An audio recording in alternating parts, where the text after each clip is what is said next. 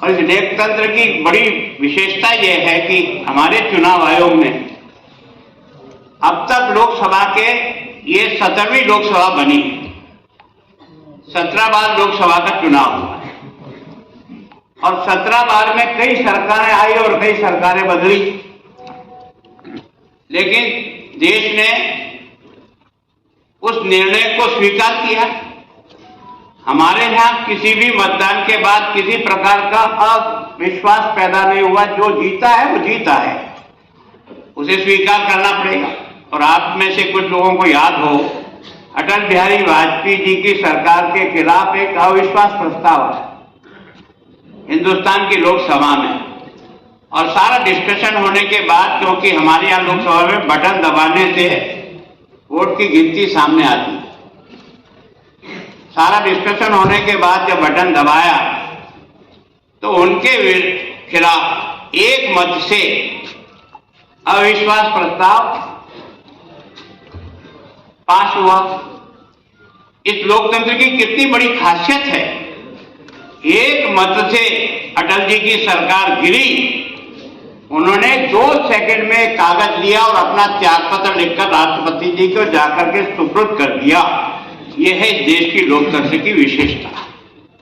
हमारे यहाँ बिना किसी खून खराबे के, बिना किसी के, और इनका जो सबसे महत्वपूर्ण काम है वो हमारे चुनाव आयोग करते हैं।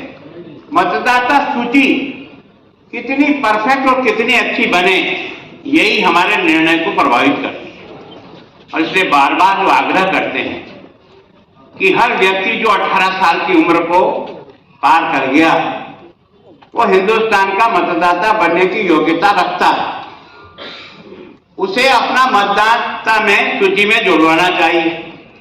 कई बार तो डोर टू डोर सर्वे करके भी मतदाता सूची बनती है। पोलिंग बूथ पर भी जो है ना, आपको अपने नाम को एंटर करने के लिए उसका भी अभियान चलता है। तो एक तरह से वास्तव में चुनाव आयोग ने निरंतर प्रयास किया है कि मतदाता सूची एकदम परफेक्ट बने, बिना पक्षपात के बने, पारदर्शी बने, और इसके आधार पर मतदाता सूची बनती है। अब इस मतदाता सूची में हम में से प्रत्येक व्यक्ति अगर उसमें जुड़ा है, तब तो जो निर्णय होगा वो आपके कहे अनुसार। अगर आपने अपना सूची में नाम ही नहीं जुड़ाया तो आप मत देने से वंचित ही नहीं रहे। आपके देश निर्माण में जो आपका योगदान होना चाहिए वो योगदान ही नहीं हुआ। ये एक तरह से मतदान का आपको अधिकार दिया है, लेकिन इसके साथ एक कर्तव्य भी दिया है कि आप हिंदुस्तान के मतदाता बने भी और मतदान के समय में 100% मतदान करें भी।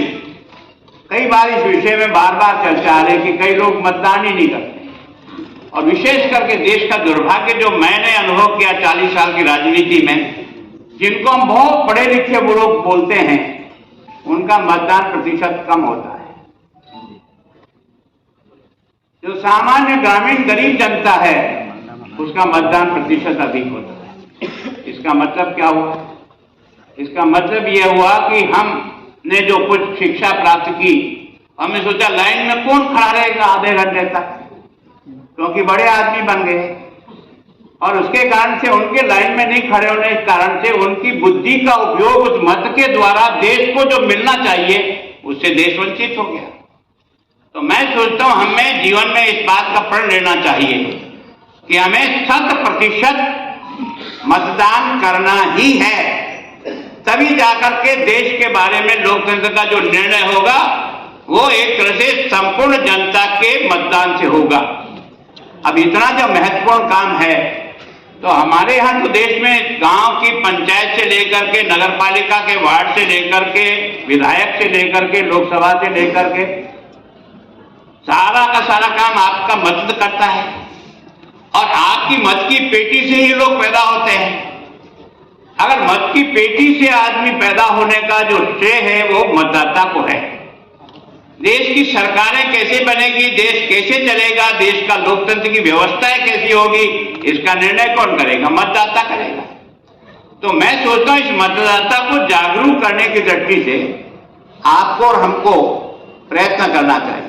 और विशेष करके राजीव गांधी जी के टाइम पर पहली बार 18 साल के व्यक्ति को मतदान का अधिकार मिला। पहले ये 21 वर्ष से लोगों को मतदान का अधिकार होता था देश में, पर 18 साल के बच्चों को भी एक तरह से मतदान।